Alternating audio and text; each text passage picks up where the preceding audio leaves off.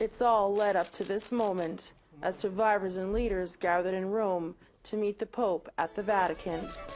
For the Métis delegation, 3 residential school survivors were able to share their stories with him personally and tell him how the abuse they suffered has deeply affected their lives and the lives of their children and grandchildren.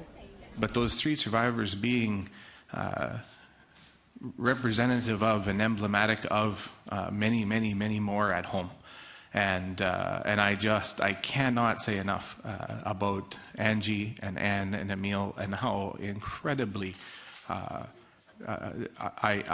have 3 new, never mind Marvel and their universe, those superheroes are right there in that room. And Métis National Council President Karen says that the real action the delegation calls upon is an apology on Turtle Island when he visits Canada in the near future.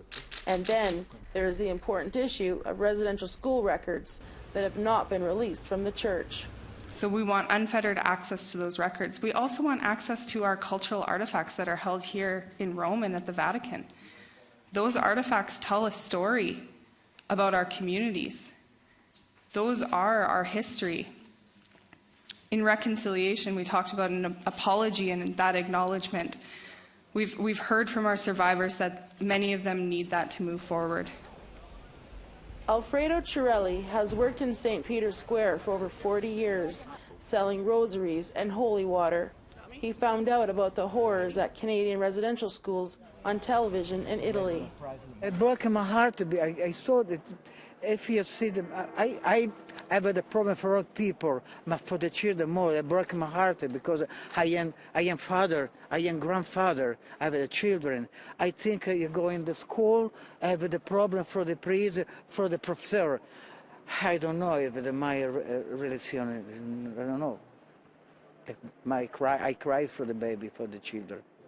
We have done the difficult work of preparing for our journey, for our conversation with the Pope.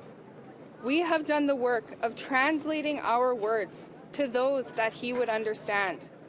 And now it is his turn to join us in that work.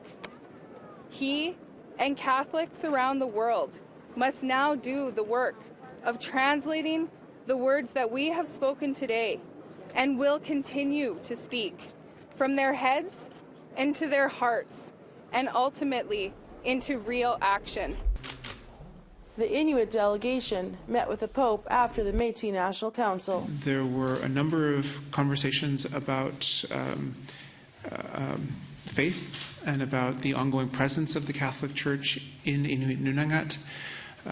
There was a lot of conversation about residential schools and the negative impacts of residential schools on Inuit and the intergenerational trauma aspect of residential schools. Obed also said that they requested that the Pope intervene in the case of former priest Johannes Revoir, who's wanted for sex crimes he allegedly committed in the 1960s in Nunavut. In 1993, he fled to France, which does not have an extradition order with Canada. And just last month, RCMP in Nunavut issued an arrest warrant for him.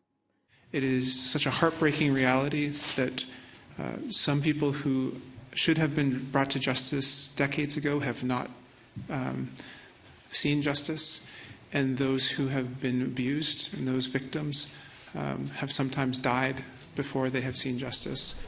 Since the press conference, the missionary Oblates of Mary Immaculate has requested a meeting in Rome with President Nathan Obed regarding Johannes Revoir.